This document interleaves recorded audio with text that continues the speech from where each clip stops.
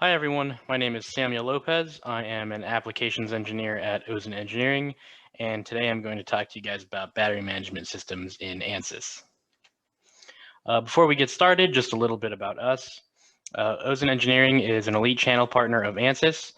We have a team of very skilled engineers who are all certified to use software for a variety of different physics to solve real-world problems. We cover everything from FEA to CFD, and we even do some high and low frequency electromagnetic problems. We offer our expertise on a variety of different consulting services, and we are available to discuss any kind of simulation need you guys may have or may be experiencing. If you guys are interested at all in this topic or would like to know more or just have any questions about ANSYS software in general, please feel free to reach out to us at info@ozoninc.com or give us a call at our main office with the number listed here. Now, with that said, let's go ahead and get right into it.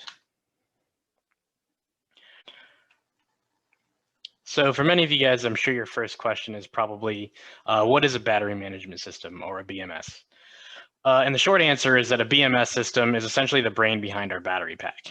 They manage everything from the output to the charge to the balance, et cetera, and provide us with different notifications on things like the status of the battery, which indicate its health, indicate whether we can determine the state of charge here, the state of health, make sure we are measuring our current effectively, et cetera. So these systems are kind of an integral part, especially when you have really large batteries, to make sure that your actual battery is operating as intended and there isn't some kind of external damage that's causing it to kind of operate inefficiently and thus kind of be a detriment to the entire system as a whole. So then why do we use battery management systems? Like most of you guys know, if you're familiar with batteries at all, there's a lot of different things that affect a battery's health. Everything from the chemicals inside to things like external damage will affect the lifetime expectancy and the efficiency of your actual battery. These battery management systems help us to mitigate these factors and help us kind of make sure that our battery is staying healthy and is operating at efficient operating conditions. So we can kind of monitor things like thermal runaway or loss of capacity, those kinds of things due to, some kind of things that may be kind of hard to measure, like losing the loss of like your chemical potency within the battery, or again, some kind of external damage, something like that. These battery management systems kind of provide us with a means to kind of counteract these things to make sure everything operates as intended with these batteries. Why do we need them? So kind of like I just mentioned, they're important to kind of make sure that your battery is operating as efficiently as possible, but more so with the rise of technology and especially in fields like EVs and those kinds of things.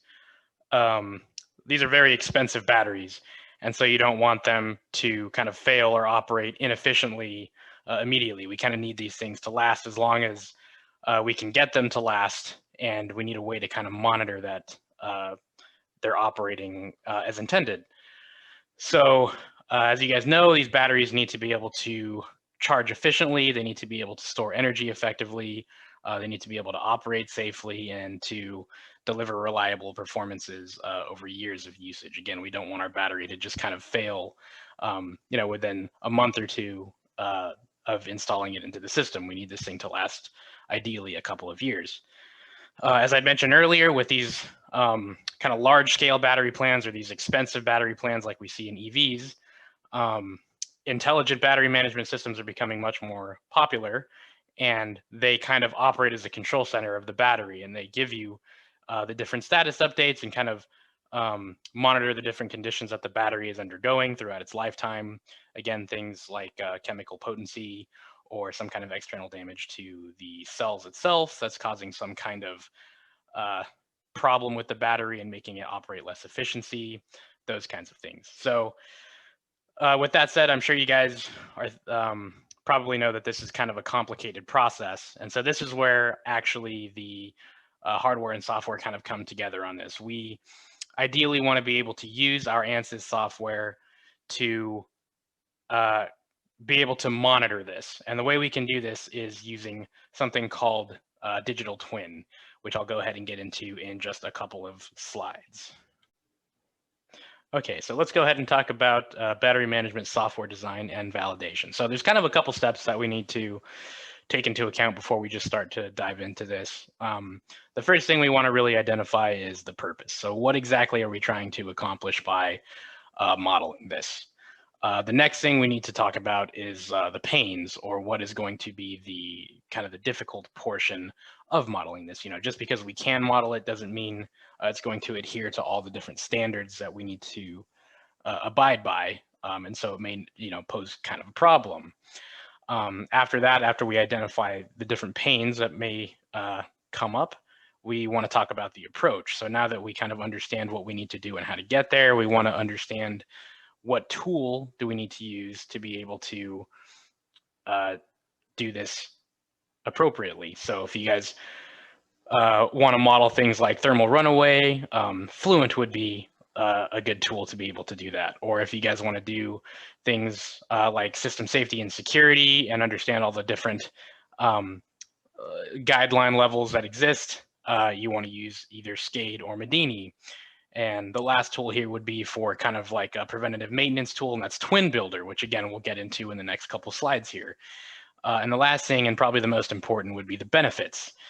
You want to make sure that your overall outcome is going to be obviously beneficial to you and your company. If this is going to be a very difficult prospect and it's going to take a lot of time, the benefits may not necessarily be worth it. So just make sure you're going to have that in mind moving forward. What exactly are you looking for, and how is this going to benefit you guys in the big picture?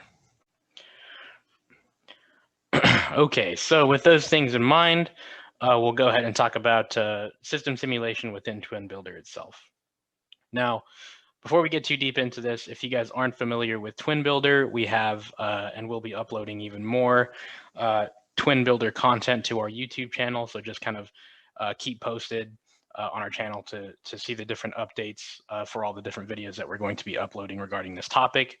This is kind of a newer topic within ANSYS itself, and we're kind of exploring more and more ground as we move forward here. So we'll definitely have more in-depth videos to come on our channel in the near future.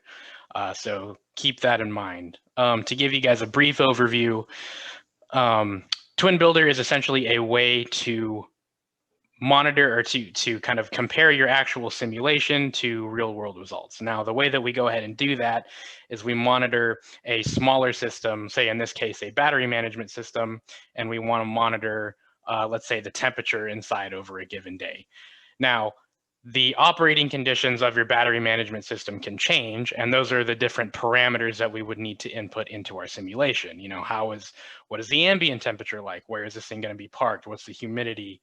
Those different kinds of factors. You input all of those different things into your simulation, and you create what's called a ROM, or a reduced order model. Now, you use that ROM to kind of predict the output given certain inputs. And you can compare the kind of predictions that your software is making to some real world results to kind of see how close your simulation is going to be able to predict those outcomes. That's called tuning your model. Once your simulation has been finely tuned, you can actually use your simulation to get a really fast prediction for a lot of different things.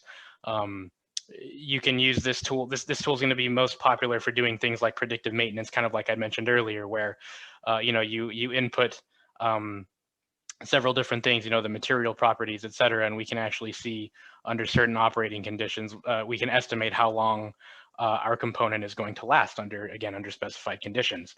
So this is going to be a really useful tool moving forward, especially for things like this that can be kind of hard to do regular maintenance on. This isn't something, you don't want to have to take your car in once a month just to have the battery management system checked. It would be a lot easier just to be able to say, okay, we have our certain sensors in here, we can monitor this using our simulation. How long is this going to last without even opening the car at all? So that's just a basic overview of what Twin Builder actually provides. Now, this is just kind of general schematic of a battery management system in Twin Builder itself. This is actually a fairly complex schematic here. We're modeling a couple of different parts of the car itself, and we're trying to kind of compare a lot of different data here. We have our battery management system, the BMS there, and the kind of the lower left-hand corner there. And that's actually a component, it's being modeled as a component of our battery pack. And then we have a lot of other different components that are being modeled here also. Now, again, like I'd mentioned earlier, you don't necessarily need to go super complicated. It all depends on what the overall purpose of your simulation is. So you can just choose to model the battery management system itself, or you can choose to also model a couple of the components around it. It's totally up to you, depending on what the end result is for you guys. So once we have our battery management system modeled correctly in our Twin Builder, we can start to generate different system responses. Here in this case, you can see we're monitoring the cell voltage versus time. This is going to be throughout our simulation here. Again, we've already put in our operating conditions, and what we're seeing here is the output time history here.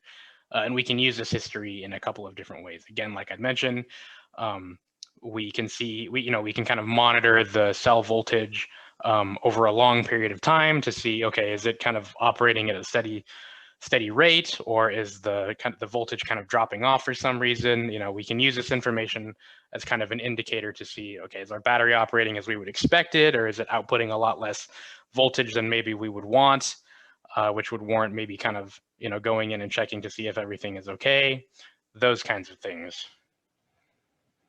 So once we have our output results, we can actually go ahead and compare those to some actual real world sensor data that we can capture, if we have that data available to us.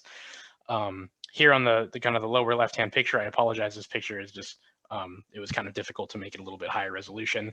But essentially what we're doing here is we're monitoring, again, our battery voltage over time. The red data is the simulation data, and the blue data is the actual sensor data that we're capturing from actual sensors on a battery management system.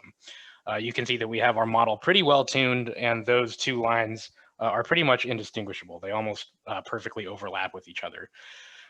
So this is perfect. This is exactly what we want. We are able to see, just using simulation, we're able to monitor the different, the voltage history over time.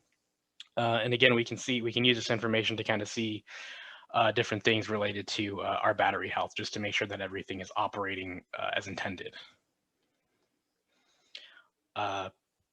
With that said, that's the end of our presentation here. Again, as I'd mentioned, if you guys have any questions or you guys are interested in this topic or would like to know more, reach out to us at info@ozeninc.com. Thank you guys again, and have a great one.